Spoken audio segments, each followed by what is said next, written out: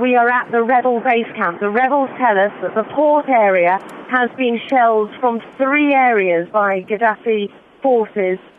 It is next to a steel manufacturing plant, and there appears to be a large fire in and around the port area, or between the port area and the steel manufacturing area. And we understand a ship is due to dock there within the next hour. That ship is likely to be bringing humanitarian and medical aid and will be used to evacuate injured and wounded civilians from the city as well.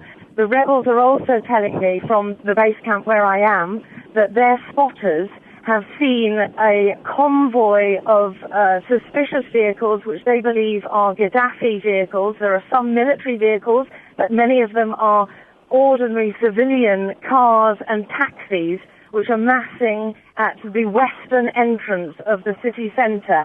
They are preparing now, getting their fighters ready to repel what they believe will be yet another attack.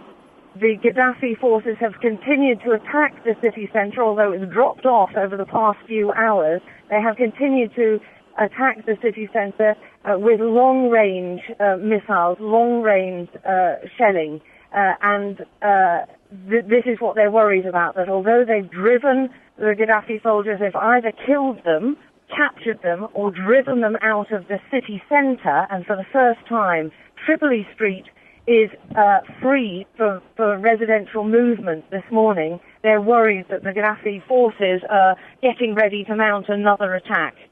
I've just returned from the vegetable market in the city centre, where a NATO strike has taken out a T-72 Russian tanker. In the middle of the vegetable market, there were 8 tanks hidden in and around the vegetable market and down the roads leading up to the vegetable market.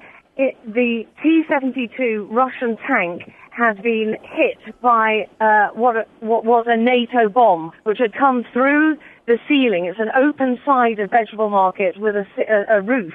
It had come through the roof, hit the Russian tank with such force that it had propelled this huge turret, which the entire tank weighs 60 tons. It had thrown the turret a few yards away and upturned it, and then had been hit by a second strike. There was a fuel tanker parked next to it, which was still burning, and this strike had managed to take out 8 tanks. They are fighting them with rifles and weapons which they've captured from the Gaddafi forces. They have hand grenades and rifles and AK-47s which cannot in any way take on a military machine which turns their turrets on them with tanks. So that's what they keep on telling to me. They need much more NATO intervention. Now, they believe if they'd have the NATO intervention, the siege of this city, which has lasted 2 months now, would have been over in 15 days.